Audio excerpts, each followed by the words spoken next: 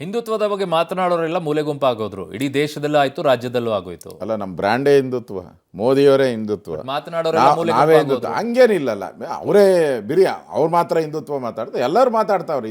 ನಮ್ಮ BJPಯಲ್ಲಿರೋರು ಎಲ್ಲರೂ almost all ಹಿಂದುತ್ವದ ಬಗ್ಗೆ ಮಾತಾಡುವಂಥವ್ರು. ಅದರಲ್ಲಿ ಅನಂತ್ ಕುಮಾರ್ ಹೆಗಡೆ ಅವರು ಮಾತನಾಡ್ತಾ ಇದ್ರು, ಸೈಡ್ ಲೈನ್ ಆಗೋಯ್ತು. ಪ್ರತಾಪ್ ಸಿಂಹ ಅವರು ಹಿಂದುತ್ವದ ಬಗ್ಗೆ ಖಡಕ್ ಆಗಿ ಮಾತಾಡ್ತಿದ್ರು, ಅವರು ಈ ಸೈಡ್ ಹೋದ್ರು. CT ರವಿ ಅವರು ಕೂಡ ಹಿಂದುತ್ವದ ಬಗ್ಗೆ ಮಾತಾಡ್ತಿದ್ರು, ಅವರು ಸೈಡ್ ಹೋದ್ರು. ಈಶ್ವರಪ್ಪನವರು ಮಾತನಾಡ್ತಾ ಇದ್ರು, ಅವರು ಇಲ್ಲ. ಯಾರು ಮಾತಾಡ್ತಾ ಸಾಧ್ವಿ ಇದ್ದಾರೆ, ಪ್ರಜ್ಞಾ ಎಲ್ಲರೂ ದೇಶದಲ್ಲಿ ಹೋಗೋದಾದ್ರೆ ಅವ್ರನ್ನು ಸೈಡ್ ಲೈನ್ ಮಾಡಿ. ನೋಡಿ, ಹಿಂದುತ್ವ ಅನ್ನೋದು BJPಗೆ ಯಾರನ್ನು ಬ್ರ್ಯಾಂಡ್ ಕೊಡಬೇಕಾದ ಅವಶ್ಯಕತೆ ಇಲ್ಲ. ಬಟ್ ಈ ಬಾರಿ ಬದಲಾವಣೆ ಆಗಿದೆ. ಏನೂ ಇಲ್ಲ. ಎಲ್ಲ ನಮ್ಮ ಪಾರ್ಟಿಯಲ್ಲಿರೋರು ಎಲ್ಲರೂ ಕೂಡ ಹಿಂದುತ್ವವಾದಿಗಳೇ, ಪ್ರಶ್ನೆನೇ ಇಲ್ಲ. ಪ್ರತಿಯೊಬ್ಬ MLAನೂ ಪ್ರತಿಯೊಬ್ಬ ಕಾರ್ಯಕರ್ತನೂ ಹಿಂದುತ್ವ ಇರೋ ಅಂಥದ್ದೇ, ಹಿಂದುತ್ವದ ಅಜೆಂಡಾದ ಮೇಲೆ ನಾವು ಹೋಗುವಂಥವ್ರು. ಇನ್ಮೇಲೆ ಯಾರು ಸ್ಟ್ರಾಂಗ್ ಆಗಿ ಮಾತಾಡಬಾರದು. ಅಲ್ಲ, ಸ್ಟ್ರಾಂಗ್ ಪ್ರಶ್ನೆ ಈಗ ಸ್ಟ್ರಾಂಗು ಮೈಂಡು ಅಂತ ಪ್ರಶ್ನೆ ಬರೋದೇ ಇಲ್ಲ. ಆ ಥರದ್ದೇನಿಲ್ಲ. ಆ ಸನ್ನಿವೇಶಕ್ಕೆ ಸಂಬಂಧಪಟ್ಟಂತೆ ಪಾರ್ಲಿಮೆಂಟ್ ಚುನಾವಣೆಗೆ ಗೆಲ್ಲೋ ಅಂಥ ಮಾನದಂಡ ಮತ್ತು ನಮ್ಮ ಸಿದ್ಧಾಂತವನ್ನು ಎತ್ತಿ ಹಿಡಿಯುವಂಥ ಮಾನದಂಡ ಏನಿದೆ ಅದು ನಮ್ಮ ಉದ್ದೇಶ ಆಗಿರ್ತದೆ. ಇಂಥವ್ರಿಗೆ ಕೊಡಬೇಕು, ಇಂಥವರೇ ಜಾಸ್ತಿ BJP ಅಂದರೆ ಬ್ರ್ಯಾಂಡ್ ಹಿಂದುತ್ವ ಆ ಥರದ್ದೇನು. ಅಗ್ರೆಸಿವ್ ಆಗಿ ಮಾತಾಡೋರಿಗೆ ಯಾರಿಗೂ ಟಿಕೆಟ್ ಕೊಟ್ಟಿಲ್ಲ ಈ ಬಾರಿ, ಸೈಡ್ ಲೈನ್ ಮಾಡಿದ್ದೀರಾ. ಇದು ಹೊಸ BJPನ. ಮೋದಿಗಿಂತ ಅಗ್ರೆಸಿವ್ ಯಾರಿದ್ದಾರೆ ಇಡೀ ದೇಶದಲ್ಲಿ? ಅಮಿತ್ ಶಾಗಿಂತ ಯಾರಿದ್ದಾರೆ? ರಾಜ್ಯದಲ್ಲಿ ಬೇಕಾದಷ್ಟು ಜನ ಇದ್ದಾರಲ್ಲ. ಯಡಿಯೂರಪ್ಪನವರಿಂದ ಎಲ್ಲರೂ ನಾವೆಲ್ಲ ಹಿಂದುತ್ವ ಇದ್ದಾರೆ. ನಾನು ಶ್ರೀರಾಮ ಅಯೋಧ್ಯೆ ವಿಚಾರದಲ್ಲಿ ನಾನು ಕೂಡ ಅಯೋಧ್ಯೆ ಡೆಮಾಲಿಷನ್ ಸಂದರ್ಭದಲ್ಲಿ ನಾನು ಕೂಡ ಹೋಗಿದ್ದೆ.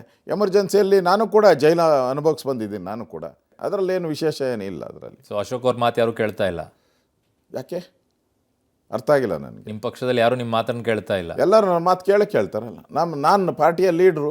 ಎಲ್ಲರೂ ನಮ್ಮ ಪಾರ್ಟಿಯಲ್ಲಿ ನಾವು ಹೇಗೆ ಮೋದಿಯವ್ರ ಮಾತು ಕೇಳ್ತೀರಿ, ಅಮಿತ್ ಶಾ ಅವ್ರ ಮಾತು ಕೇಳ್ತೀರಿ, ಯಡಿಯೂರಪ್ಪನವ್ರ ಮಾತು, ಪ್ರತಿಯೊಬ್ಬ ಕಾರ್ಯಕರ್ತರಿಗೂ BJP ಒಬ್ಬ ಕಾರ್ಯಕರ್ತ ಎದ್ದು ನಿಂತು ಭಾರತ್ ಮಾತಾ ಕಿ ಜೈ ಅಂದರೆ ದೊಡ್ಡವರಿದ್ರು ಭಾರತ್ ಮಾತಾ ಕಿ ಜೈ ಅನ್ಬೇಕು. ಆ ರೀತಿಯಾದ ಪಾರ್ಟಿ ನಮ್ಮದು. ನಿಮ್ಮ ಮೇಲೆ ಬಹುದೊಡ್ಡ ಆರೋಪ ಇತ್ತು ಅಶೋಕ್ ಅವರು ಅಂತಂದರೆ ಅಡ್ಜಸ್ಟ್ಮೆಂಟ್ ಅಂತ ಹೇಳಿ. ನೋಡ್ತಾ ಇದ್ದಾರಲ್ಲ ಈಗ ವಿಧಾನಸಭೆಯಲ್ಲಿ ಯಾವ ರೀತಿ ನಾನು ಕಳೆದ ವಿಧಾನಸಭೆಯಲ್ಲಿ ಈ ಹಿಂದುತ್ವದ ವಿಚಾರಗಳಾಗಲಿ ಹೋರಾಟ ಮಾಡಿದ್ದೀನಿ, ಎಲ್ಲರಿಗೂ ಗೊತ್ತಿದೆ. ಅಡ್ಜಸ್ಟ್ಮೆಂಟ್ ಪ್ರಶ್ನೆ ಯಾವಾಗ ಬರ್ತದೆ? ಚುನಾವಣೆ ಗೆಲ್ಲಕ್ಕೆ ಅಷ್ಟೇ. ಅದರಿಂದ ಆಚೆ ಬಂದ್ರ ಅಲ್ಲಲ್ಲ, ಗೆಲ್ಲಕ್ಕಷ್ಟೇ. ಅಶೋಕನ್ಗೆ 7 ಸರಿ ನಾನು ಗೆದ್ದಿದ್ದೀನಿ. ನಾನು ಗೆಲ್ಲಕ್ಕೆ ನನ್ನ ಕಾನ್ಸ್ಟಿಟ್ಯೂನ್ಸಿಯಲ್ಲಿ ಪಕ್ಕಾ BJPಯ ಭದ್ರಕೋಟೆ ಅದು. ಯಾರೋ ಅಲ್ಲಿ JDS ಇರ್ಬೋದು ಅಥವಾ ಕಾಂಗ್ರೆಸ್ ಇರ್ಬೋದು ಬಂದು ನಾನು ಸಪೋರ್ಟ್ ಮಾಡೋ ಅವಶ್ಯಕತೆನೇ ಬರೋಲ್ಲ. ಪದ್ಮನಾಭನಗರದಲ್ಲಿ ಯಾರು ಬಂದರೂ ಅಲ್ಲಿ 10 ಓಟ ಹಾಕ್ಸಕ್ಕೆ ನನಗೆ ಆಗಲ್ಲ. BJPಯ ಭದ್ರಕೋಟೆ ಅದು, ಅಲ್ಲಿ ಏನು ಪ್ರಶ್ನೆನೇ ಬರಲ್ಲ. ಯಾಕೆ ನಿಮ್ಮ ಮೇಲೆ ಅಂತ ಆರೋಪ ಬಂತ ಹಾಕಿದ್ದಾರೆ? ಯಾರೋ ಕೆಲವ್ರಿಗೆ ನನ್ನ ಒಬ್ಬೊಬ್ಬರ ಮೇಲೆ ಒಂದೊಂದು ಆಪಾದನೆ ಮಾಡಬೇಕು. ಒಬ್ಬೊಬ್ಬ ನಾಯಕರ ಮೇಲೆ ಒಂದು DK ಶಿವಕುಮಾರ್ ಮೇಲೆ ಒಂದು ಆಪಾದನೆ, ಸಿದ್ದರಾಮಯ್ಯನವರು ಆಪಾದನೆ, ಯಡಿಯೂರಪ್ಪನವ್ರ ಮೇಲೆ, ಹಂಗೆ ನನ್ನ ಮೇಲೂ ಒಂದು ಹುಡುಕಕ್ಕೆ ಮಾಡೋದು. ಯಾರೋ ಭ್ರಷ್ಟಾಚಾರದ ಮಾಡಬೇಕು. ಅಶೋಕನ ಬಗ್ಗೆ ಯಾವುದೇ ಭ್ರಷ್ಟಾಚಾರ ಆಪಾದನೆ ಮಾಡೋಕ್ಕೆ ಏನೂ ಇಲ್ಲ, ಆಗಲೇ ಇಲ್ಲ. ಅದಕ್ಕೆ ಒಂದು ಬ್ರ್ಯಾಂಡ್ ಮಾಡಬೇಕು, ಮಾಡ್ತಾರಷ್ಟೇ. ಇದು ಯಾರು ಬೇರೆದವ್ರು ಮಾಡ್ತಾರೆ? ನಿಮ್ಮ ಪಕ್ಷದಲ್ಲಿರುವಂಥ ಬಹು ನಾಯಕರುಗಳು ಮಾತನಾಡ್ತಾರೆ. ನಮ್ಮವರೇ ಮಾಡಲಿ, ಆಚರಣೆ ಮಾಡಲಿ, ಅವ್ರ ಸ್ವಂತ ಹಿತಾಸಕ್ತಿಗೋಸ್ಕರ, ಅವರ ಬೆಳವಣಿಗೆಗೋಸ್ಕರ ನಮ್ಮನ್ನು ಗುರಿ ಮಾಡಿದ್ದಾರೆ ಅಷ್ಟೇ. ಆ ಥರ ಅಡ್ಜಸ್ಟ್ಮೆಂಟ್ ಅಂತಂದರೆ ಚುನಾವಣೆ ಬಂದಾಗೆ ಅದರ ಪ್ರತಿಫಲ ಗೊತ್ತಾಗೋದು. ಚುನಾವಣೆಯಲ್ಲಿ ನಾನು ಉತ್ತರಹಳ್ಳಿಯಲ್ಲಿ 14 ಲಕ್ಷ ಓಟಲ್ಲಿ ಗೆದ್ದೆ. ಅವಾಗ ಯಾರು ನನ್ನ ಜೊತೆ ಬಂದಿದ್ರಿ? ಯಾರು ಬಂದಿದ್ರಿ? 3 ಸರಿ ಗೆದ್ದೀನಿ ಉತ್ತರಹಳ್ಳಿಯಲ್ಲಿ, 14 ಲಕ್ಷ ಓಟರ್. ಅವಾಗ ನನಗೆ ಯಾವ ಪರಿಚಯನೂ ಇಲ್ಲ, ದೇವೇಗೌಡರ ಪರಿಚಯನೂ ಇಲ್ಲ, ಕಾಂಗ್ರೆಸ್ ಅವ್ರ ಪರಿಚಯ ಇಲ್ಲ. ಕನಕಪುರದಲ್ಲಿ ನಿಲ್ಲಿಸಿದಾಗ ಅಡ್ಜಸ್ಟ್ಮೆಂಟ್ ಮಾಡ್ಕೊಂಡ್ಬಿಟ್ರು ಅಶೋಕ್ ಅವರು ಅಂತ ಹೇಳಿ. ನಾನು ಪ್ರಶ್ನೆ ಹಂಗೆ ನಿಲ್ಲಂಗಿದ್ರೆ ನಾನು ಯಾಕೆ ಹೋಗ್ತಾ ಇದ್ದೆ? ನಾನು ಅಲ್ಲಿಗೆ ನಾನು ಸುಮಾರು 9 ದಿನ ಅಲ್ಲಿ ಕೆಲಸ ಮಾಡಿದ್ದೀನಿ. ನನ್ನ ಕಾನ್ಸ್ಟಿಟ್ಯೂನ್ಸಿಯಲ್ಲಿ ಒಂದೇ ಒಂದು ದಿನ ಪದ್ಮನಾಭನಗರದಲ್ಲಿ ಕ್ಯಾನ್ವಾಸ್ ಮಾಡಿದ್ದು ಒಂದೇ ದಿನ. 9 ದಿನ ಅಲ್ಲಿ ಹೋಗಿ ಕೆಲಸ ಮಾಡಿದ್ದೀನಿ. ಅಲ್ಲಿ ಒಂಥರ ಕನಕಪುರ ಗೊತ್ತಿದೆಯಲ್ಲ, ಒಂಥರ ಎಲ್ಲ ರೌಡಿಸಮ್ ಇರ್ತಕ್ಕಂಥದ್ದು ಅಲ್ಲಿ.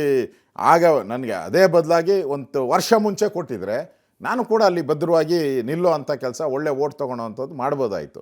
ಸಡನ್ನಾಗಿ ನಾಮಿನೇಷನ್, ಸಡನ್ನಾಗಿ ಕ್ಯಾನ್ವಾಸ್ ಅಂತಂದರೆ ಅಲ್ಲಿ ಏನೂ ಇಲ್ಲ. BJP ಕಳೆದ ಬಾರಿ ಅಲ್ಲಿ 1500, 2000, 3000 ಓಟ್ ತೊಗೊಂಡು ಇದ್ದಂಥ ಕ್ಷೇತ್ರ ಅದು. ಸಡನ್ನಾಗಿ ಒಂದೇ ಸರಿ ಉದ್ಭವ ಮಾಡೋಕ್ಕೆ, ಮ್ಯಾಜಿಕ್ ಮಾಡೋಕ್ಕೆ ಏನೂ ಆಗಲ್ಲ. ಅದರಿಂದ ಅವಕಾಶ ಇದ್ದಿದ್ರೆ ಮೊದಲೇ ನನಗೆ ಪಾರ್ಟಿ 1 ವರ್ಷದ ಮುಂಚೆನೇ ಹೇಳಿದರೆ ನಿಜಕ್ಕೂ ಅಲ್ಲಿ ಒಂದು ಒಳ್ಳೆಯ ಸಾಧನೆಯನ್ನು ನಾವು ಮಾಡ್ಬೋದಾಗಿತ್ತು. ವಿಜೇಂದ್ರ ಅವ್ರು ಹೇಗಿದ್ದಾರೆ? ವಿಜೇಂದ್ರ, ನಾವಿಬ್ಬರು ಒಟ್ಟಿಗೆ ಕೆಲಸ ಮಾಡ್ತಾಯಿದ್ದೀರಿ, ಒಟ್ಟಿಗೆ ಕೆಲಸ ಮಾಡಬೇಕು. ಮಾಡುವಂಥ ಒಂದು ವಾತಾವರಣನೂ ಕೂಡ ಕೇಂದ್ರ ನಾಯಕರು ನಮಗೆ ಅವಕಾಶ ಕೊಟ್ಟಿದ್ದಾರೆ, ಭರವಸೆ ಇಟ್ಟಿದ್ದಾರೆ ಕೇಂದ್ರ ನಾಯಕರು. ಇವರಿಬ್ಬರ ನೇತೃತ್ವದಲ್ಲಿ ನಾವು ಕರ್ನಾಟಕದಲ್ಲಿ ಒಂದು ನಾಯಕತ್ವವನ್ನು ಬಿಲ್ಡ್ ಮಾಡ್ಬೋದು ಅಂತ ಆಸೆ ಇಟ್ಕೊಂಡಿದ್ದಾರೆ. ಅವರ ಆಸೆಗೆ ಚ್ಯುತಿ ಬರದ ರೀತಿಯಾಗಿ ನಾವಿಬ್ಬರು ಕೆಲಸ ಮಾಡ್ತೀವಿ. ಇನ್ನೂ ಪಕ್ಷದಲ್ಲಿ ಅವ್ರಿಗೆ ಹಿಡಿತಾ ಬಂದಿಲ್ಲ ಅಂತಿದ್ದಾರೆ. ಹಾಗೇನಿಲ್ಲ ನೋಡಿ. ಬಿ ಜೆ ಪಿನ ನೀವು ಬೇರೆ ಪಾರ್ಟಿ ಥರ ಹೋಲ್ಸೋಕ್ಕಲ್ಲ. ಹಿಡಿತ ಪ್ರಶ್ನೆನೇ ಬರಲ್ಲ ಇಲ್ಲಿ. This A cadre party. ಯಾರೇ ಬಿಟ್ಟೋಗ್ಲಿ, ಯಾರೇ ಇರಲಿ, ಯಾರೇ ಹೋಗಲಿ, ಇಲ್ಲಿ ಕೇಡರ್ ಮೇಲೇ ನಡೆಯುವಂಥದ್ದು. ಇಲ್ಲಿ ಸಿದ್ಧಾಂತದ ಮೇಲೆ ನಡೆಯುವಂಥ ಪಾರ್ಟಿ.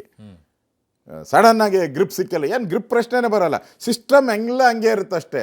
ವಿಜೇಂದ್ರ ಅವರ ಅಧ್ಯಕ್ಷರಾದಂಥ ಸಂದರ್ಭದಲ್ಲೂ ಅನೇಕ ವಿರೋಧಗಳು ಬಂತು. ಅವ್ರ ಮಾತನ್ನು ಈಗಲೂ ಕೂಡ ಹಲವರು ಕೇಳ್ತಾ ಇಲ್ಲ. ನೋಡಿ, ನ್ಯಾಚುರಲ್ ಆಗಿ ಹೊಸ ಅಧ್ಯಕ್ಷರಾದಾಗ ಈ ಥರದ್ದು ನಾವು ಅಧ್ಯಕ್ಷರಾಗಬೇಕಾಗಿತ್ತು, ಈ ಥರದ್ದೆಲ್ಲ ನಾವು ವಿರೋಧ ಪಕ್ಷ ನಾಯಕ ಆಗಬೇಕಾಗಿತ್ತು, ಇದೆಲ್ಲ ಆಸೆಗಳು ಇಟ್ಕೊಂಡಿರ್ತಾರೆ. ಅದನ್ನು ಸ್ವಲ್ಪ ಕಡಿಮೆ ಆಗೋಕ್ಕೆ ಅವ್ರಿಗೂ ಒಂದು ಸ್ವಲ್ಪ ಟೈಮ್ ಬೇಕಾಗುತ್ತೆ, ಕೂಲಿಂಗ್ ಟೈಮ್. ಆ ಕೂಲಿಂಗ್ ಟೈಮ್ ಆಗಿದೆ, ಎಲ್ಲ ಸೆಟ್ರೇಟ್ ಆಗಿದೆ. ಈಗ ಚುನಾವಣೆ ಬಂದಿದ್ದರಿಂದ ಮತ್ತೆ ಹಿಡಿತ ಸಿಕ್ಕಿದೆಯಾ ಪಕ್ಷದ ಮೇಲೆ? 100% ಡೌಟೇ ಇಲ್ಲ. ಪೂರ್ತಿ ಹಿಡಿತವನ್ನು ಪಾರ್ಟಿ ನಮ್ಮ ಕೇಡರ್ ಇರೋದ್ರಿಂದ ಪೂರ್ತಿ ಹಿಡಿತ ನಾಯಕರಿಗೆ ಇದೆ. ಯಾವುದೇ ಸಮಸ್ಯೆ ಆಗದ ರೀತಿಯಲ್ಲಿ ಈ ಪಾರ್ಲಿಮೆಂಟ್ ಚುನಾವಣೆಯನ್ನು ನಾವು ಫೇಸ್ ಮಾಡ್ತೀವಿ. ಈ ಬಾರಿ ಚುನಾವಣೆಯಲ್ಲಿ ಕಡಿಮೆ ಸೀಟ್ಗಳು ಬಂದರೆ ಯಾರು ಅದಕ್ಕೆ ಬಲಿ? ಎಲ್ಲರೂ ಕೂಡ, ರಾಜ್ಯಾಧ್ಯಕ್ಷರ, ವಿರೋಧ ಪಕ್ಷದ ಎಲ್ಲರೂ ನಾನು ಹೇಳ್ದಲ್ಲ, ನಮ್ಮದು ಯಾವುದೋ ಒಬ್ಬ ವ್ಯಕ್ತಿ ಮೇಲೆ ಡಿಪೆಂಡ್ ಆಗಲ್ಲ ಪಾರ್ಟಿ. ಹಿಂದೆ ನೀವು ನೋಡಿದ್ದೀರಾ, ಭಾಳಷ್ಟು ಸರಿ ನಮ್ಮ ಅಧ್ಯಕ್ಷರುಗಳೇ ಹೋಗಿದ್ರು. ಯಡಿಯೂರಪ್ಪನವರು ಪಾರ್ಟಿ ಬಿಟ್ಟು ಆಚೆ ಹೋಗಿದ್ರು. ಆ ಥರ ನಮ್ಮದು ಪಾರ್ಟಿ ಒಂದು ಕೇಡರ್ ಇರೋದ್ರಿಂದ ಯಾರು ಇರಲಿ ಯಾರು ಇರ್ದ ಹೋಗಲಿ ಪಾರ್ಟಿ ಆಗೇ ಇರುತ್ತೆ.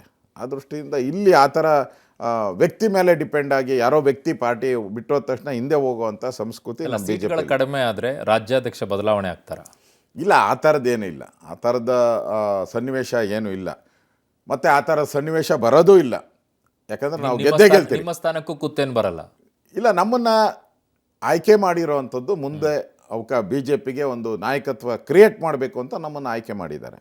ಸೊ ಆಯ್ಕೆಯ ಪರೀಕ್ಷೆನೂ ಕೂಡ ಇರ್ಬೋದು. ಇದು ಆಯ್ಕೆಯ ಪರೀಕ್ಷೆನೂ ಕೂಡ ಹೌದು, ಇಲ್ಲ ಅಂತ ಹೇಳೋಕ್ಕಾಗಲ್ಲ. ಇದೇ ಒಂದೇ ಮಾನದಂಡ ಏನೂ ಆಗಲ್ಲ ಬಿ ಜೆ ಪಿಯಲ್ಲಿ. ಮತ್ತು ಆ ಪ್ರಶ್ನೆ ಉದ್ಭವನೆ ಆಗಲ್ಲ. ನಾವು 28ಕ್ಕೆ 28 ಸ್ಥಾನ ಗೆಲ್ತೀರಿ ಅಂತ ಹೊರಟಿದ್ದೀರಿ. ಅದರಿಂದ ಆ ಸ್ಥಾನನೂ ಉದ್ಭವ ಪ್ರಶ್ನೆ 28 ಗೆಲ್ತೀವಿ ಅಂತ ಹೋಗ್ತಾರೆ. ಹೌದು, ಅದಕ್ಕೇನಾದರೂ ತಳ ಬುಡ ಏನಾದ್ರು ಬೇಕಲ್ಲ. ಕಳೆದ ಬಾರಿ ಎಷ್ಟು ಗೆದ್ರಿ ನೀವು? ದೃಷ್ಟಿಗೆ 1, ಕನಕಪುರ ದೃಷ್ಟಿ ಬಟ್ಟು ಥರ 1 ಗೆದ್ರಿ. ಅದರಿಂದ ಎಷ್ಟು ಗೆದ್ರಿ ನೀವು? ಏನೂ ಇಲ್ಲ. ಮೈತ್ರಿ ಹೇಗೆ ನಡೀತಾ ಇದೆ? ಮೈತ್ರಿ ಒಂಥರ ಹಾಲು ಜನ ರೀತಿ ನಡೀತಾ ಇದೆ. ಮತ್ತು ಮೊದಲೇನೂ ಕೂಡ ಹಿಂದೆ 2006ರಲ್ಲೂ ಕೂಡ ನಾವು ಅವರು ಹೊಂದಾಣಿಕೆ ಇದ್ದಾಗ ಕುಮಾರಸ್ವಾಮಿ ಅವರು ನೆನ್ನೆನೂ ಕೂಡ ಹೇಳಿದ್ರು, ಆ ರೀತಿಯ ಸರ್ಕಾರ ನನಗೆ ವರ್ಚಸ್ ತಂದು ಕೊಟ್ಟದ್ದು 2006ರಲ್ಲಿ BJP ಮತ್ತು JDS ಸರ್ಕಾರ. ಬಟ್ ಅವಾಗ ನೀವು ಜೊತೆಯಾಗಿ ಚುನಾವಣೆಗೆ ಹೋಗಿರಲಿಲ್ಲ, ಫಸ್ಟ್ ಟೈಮ್ ಜೊತೆಯಾಗಿ ಚುನಾವಣೆಗೆ ಹೋಗ್ತಾ ಇದ್ದೀರಿ. ಹೌದು, ಚುನಾವಣೆಗೆ ಹೋಗ್ತಾ ಇರೋದು ಫಸ್ಟ್ ಟೈಮ್ ಇದೆ. ಮತ್ತು ನಮ್ಮ ಕಾರ್ಯಕರ್ತರಲ್ಲಿ ಈ ಸರಿ ಕಾಂಗ್ರೆಸ್ಸು ಮತ್ತು JDS ಹೊಂದಾಣಿಕೆ ಆದಾಗ ಇಡೀ ರಾಜ್ಯದಲ್ಲಿ ಎಲ್ಲ ಕಡೆ ಗಲಾಟೆ ಇತ್ತು. ಇಲ್ಲಿ ಎಲ್ಲೂ ಕೂಡ ಯಾವುದೇ ರೀತಿಯಾದಂಥ ಸಮಸ್ಯೆ ಇಲ್ಲದೆ ಒಂದು ರೀತಿ ಹಾಲು ಜೇನು ರೀತಿ ಹೋಗ್ತಾ ಇದ್ದೀರಿ. ಮತ್ತು ನಾವು ಪ್ರತಿಷ್ಠೆಯಾಗಿ ತಗೊಂಡ್ಕೊಂಡಿದ್ದೀರಿ. JDS ಎಲ್ಲೆಲ್ಲಿ ನಿಲ್ಲುತ್ತೋ ಅಲ್ಲಿ ನಾವು BJP ಕಾರ್ಯಕರ್ತರು ಪೂರ್ತಿ ಮನಸ್ಸಿಂದ ಕೆಲಸ ಮಾಡ್ತಾಯಿದ್ದಾರೆ. ಅದೇ ರೀತಿ JDS ಅವರು ನಾವು ಒಂದು ಹೆಜ್ಜೆ ಮುಂದೆ ಹೋಗಿ ಎಲ್ಲ ಕಡೆನೂ ಅವರೇ ಮೀಟಿಂಗ್ಸನ್ನು ಮಾಡ್ತಾಯಿದ್ದಾರೆ. ಇದು ಸಮನ್ವಯ. ಅಂದರೆ ಈ ರೀತಿ ಹೊಂದಾಣಿಕೆ ಆಗುವಂಥದ್ದು BJP ಮತ್ತು JDS ಮಾತ್ರ. ಕಾಂಗ್ರೆಸ್ ಜೊತೆ ಆಗಿದ್ದರೆ ಅವರು ಕಳೆದ ಬಾರಿ 0ಗೆ ಬಂದಿದ್ರು, 1 ಸೀಟ್ ಗೆದ್ದಿದ್ರು ಇಬ್ಬರು ಸೇರಿ. ಎಷ್ಟು ಸೀಟ್ ಗೆಲ್ತೀರಾ ಈ ಸಲ? ಈ ಸರಿ 28ಗೆ ನೋಡಿ. ಕಳೆದ ಬಾರಿ ನಾವು ಸೋತಿದ್ದ 28 ಹೇಳೋದಿಲ್ಲ, ಪಕ್ಕ ಕ್ಯಾಲ್ಕುಲೇಷನ್ ನಿಖರವ. ನಾನೇ ಅದಕ್ಕೆ ಹೇಳ್ತಾ ಇದ್ದೀನಿ, ಅದಕ್ಕೆ ಸೈಂಟಿಫಿಕ್ ಉದಾಹರಣೆನ ನಾನು ಕೊಡ್ತಾ ಇದ್ದೀನಿ. ಕಳೆದ ಬಾರಿ ನಾವು ಸೋತಿದ್ದೆಷ್ಟು? ಎಲ್ಲ ಗೆದ್ದಿದ್ರಿ, 25 ಗೆದ್ದಿದ್ರಿ ನಾವು. ಇಂಡಿಪೆಂಡೆಂಟ್ ಒಂದು ಕಾಂಗ್ರೆಸ್ ನಾವೇ ಸಪೋರ್ಟ್ ಮಾಡಿದ್ರಿ. ಇಂಡಿಪೆಂಡೆಂಟ್ ನಾವು BJP ಓಪನ್ ಸಪೋರ್ಟ್ ಮಾಡಿದ್ರಿ. ಸೋತಿದ್ದು ನಾವು ಕನಕಪುರ ಮತ್ತು ಹಾಸನ ಪ್ರಶ್ನೆನೇ ಇಲ್ಲ, ನಮ್ಮದೇ ಹೊಂದಾಣಿಕೆ ಇರೋದ್ರಿಂದ. ಈಗ ಕನಕಪುರ ಡಾಕ್ಟರ್ ಮಂಜುನಾಥ್ ಅವ್ರನ್ನ ಅಭ್ಯರ್ಥಿ ಮಾಡಿದ್ದೀರಿ, ಸಮರ್ಥ ಅಭ್ಯರ್ಥಿ, ಗೆಲ್ಲೋ ಅಂಥ ಅಭ್ಯರ್ಥಿ. ಮತ್ತು ಯಾರು ಡೌಟ್ ಬೀಳೋಕ್ಕೆ ಸಾಧ್ಯನೇ ಇಲ್ಲ, 100% ಗೆಲ್ತಾರೆ. ಮತ್ತು ಸೋಲೋದೆಲ್ಲಿ? ಬಂಡಾಯ ಎದ್ದಿರೋ ಕ್ಷೇತ್ರಗಳಲ್ಲಿ ಎಲ್ಲ ಶಮನ ಆಗ್ತಾ ಇದೆ. ರಾಯಚೂರಲ್ಲಿದೆ, ಇಲ್ಲ ಅವೆಲ್ಲ ದುರ್ಗದಲ್ಲಿದೆ, ಶಿವಮೊಗ್ಗದಲ್ಲಿದೆ, ಅವೆಲ್ಲ ಶಮನ ಆಗ್ತೈತೆ. ಶಿವಮೊಗ್ಗದ ಪ್ರಶ್ನೆನೇ ಉದ್ಭವ ಆಗಲ್ಲ ತಿಳ್ಕೊಳ್ಳಿ. ಶಿವಮೊಗ್ಗ ಆರಾಮ್ಸೆ ನಮ್ಮ ರಾಘವೇಂದ್ರ ಅವರು ಆರಾಮ್ಸೆ ಒಂದು 2-3 ಲಕ್ಷ ಲೀಡಲ್ಲಿ ಗೆಲ್ತಾರೆ. ಅಲ್ಲಿ ಪ್ರಶ್ನೆ ಉದ್ಭವ ಆಗೋದೇ ಇಲ್ಲ. ಕೊನೆಯದಾಗಿ ಏನಾದರೂ ವೋಟರ್ಸ್ಗಳಿಗೆ ಹೇಳಬೇಕಾ? ಕೊನೆಯದಾಗಿ ನಾನು ಹೇಳುವಂಥದ್ದು, BJP ನರೇಂದ್ರ ಮೋದಿಯವರು ಈ ದೇಶದ ಪ್ರಧಾನಿ ಆಗಬೇಕು. ದೇಶದ ಪ್ರಧಾನಿ ಆದರೆ ಈ ದೇಶಕ್ಕೆ ಒಂದು ಭವಿಷ್ಯ ನಿರ್ಮಾಣ ಮಾಡುವಂಥ ಕೆಲಸವನ್ನು ಮಾಡಿದ್ದಾರೆ. ಇಡೀ ವಿಶ್ವ ಮೆಚ್ಚುವಂಥ ನಾಯಕ ನರೇಂದ್ರ ಮೋದಿ. ಕಳೆದ ಬಾರಿ ನೀವು ಕಾಂಗ್ರೆಸ್ ಸರ್ಕಾರವನ್ನು ಜನ ಆಯ್ಕೆ ಮಾಡಿದ್ದೀರ. ಆದರೆ ಬಂದಂಥ 10 ತಿಂಗಳಲ್ಲಿ ಇಡೀ ರಾಜ್ಯದಲ್ಲಿ ಬರಗಾಲ, ರೈತರಿಗೆ ಕೊಡುವಂಥ ಪರಿಹಾರ ಹಣವನ್ನು ಕೊಡದೆ, ಕುಡಿಯೋ ನೀರಿಗೆ ಹಾಹಾಕಾರ, ನಮ್ಮ ರಾಜ್ಯದಲ್ಲಿ ಇರ್ತಕ್ಕಂಥ ಕಂಪನಿಗಳೆಲ್ಲ ಬಿಟ್ಟು ಹೋಗ್ತಾ ಇದ್ದಾರೆ. ಕೇರಳದಂಥ ಸಣ್ಣ ರಾಜ್ಯ ನಮ್ಮ ಇಂಡಸ್ಟ್ರೀಸ್ನೆಲ್ಲ ಬನ್ನಿ ನಿಮಗೆ ಕುಡಿಯೋ ನೀರು ಕೊಡ್ತೀರಿ ಬನ್ನಿ ಅಂತ ಕೇಳಿದೆ. ನೀರಿಗೋಸ್ಕರ ಬೇರೆ ರಾಜ್ಯಕ್ಕೆ ಹೋಗೋವಂಥ ಪರಿಸ್ಥಿತಿಯನ್ನು ಈ ಕಾಂಗ್ರೆಸ್ ಅವ್ರು ತಂದಿದ್ದಾರೆ. ಆಯ್ಕೆ ನಿಮ್ಮದು. ನರೇಂದ್ರ ಮೋದಿ ದೇಶದ ಪ್ರಧಾನಿ ಇದೆ, ದೇಶಕ್ಕೆ ಭವಿಷ್ಯ ಇದೆ. ನಾನು ವಿನಂತಿ ಮಾಡ್ತೀನಿ ರಾಜ್ಯದ ಜನತೆಗೆ, ಪಬ್ಲಿಕ್ TV ಚಾನಲ್ ಮುಖಾಂತರ ವಿನಂತಿ ಮಾಡ್ತೀನಿ, ದೇಶ ನೋಡಿ, ದೇಶದ ಭವಿಷ್ಯವನ್ನು ನೋಡಿ, ದೇಶಕ್ಕೋಸ್ಕರ ಮತ ಹಾಕಿ, ನರೇಂದ್ರ ಮೋದಿಗೆ ಮತ ಹಾಕಿ ಅಂತ ವಿನಂತಿಯನ್ನು ನಾನು ಮಾಡ್ತಾಯಿದ್ದೇನೆ. ಓಕೆ, ನಮ್ಮ ಮನವಿ ಕೂಡ ಒಂದಿದೆ, ರಾಜ್ಯಕ್ಕೆ ಬರಬೇಕಾಗಿರುವಂತಹ ಬರದ ಪರಿಹಾರವನ್ನು ಕೊಡಿಸಿ ಅನ್ನೋದು. 100 ಪ್ರಶ್ನೆನೇ ಇಲ್ಲ. ನಾನು ಕಂದಾಯ ಸಚಿವನಾಗಿದ್ದೆ, ನಾನು ಯಾವತ್ತೂ ಕೇಂದ್ರ ಸರ್ಕಾರನ ಕೇಳಲೇ ಇಲ್ಲ. ನಮ್ಮ ಹತ್ರ ಹಣ ಇತ್ತು, ನಾವು ಕೊಟ್ರಿ.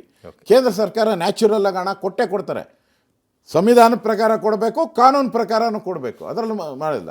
ಎಸ್, ಆದಷ್ಟು ಬೇಗ ಕೊಡಿ ಅನ್ನೋದು ನಮ್ಮ ಆಶಯ ಅಷ್ಟೇ. ತುಂಬ ಧನ್ಯವಾದಗಳು ಆರ್ ಅಶೋಕ್ ಅವರೇ, ಇಷ್ಟೊತ್ತು ನಮ್ಮ ಕಾರ್ಯಕ್ರಮದಲ್ಲಿ ಭಾಗವಹಿಸಿದ್ದಕ್ಕೆ. ನಮಸ್ಕಾರ. ಇಷ್ಟು ಹಾಟ್ ಸೀಟ್ ಕಾರ್ಯಕ್ರಮ.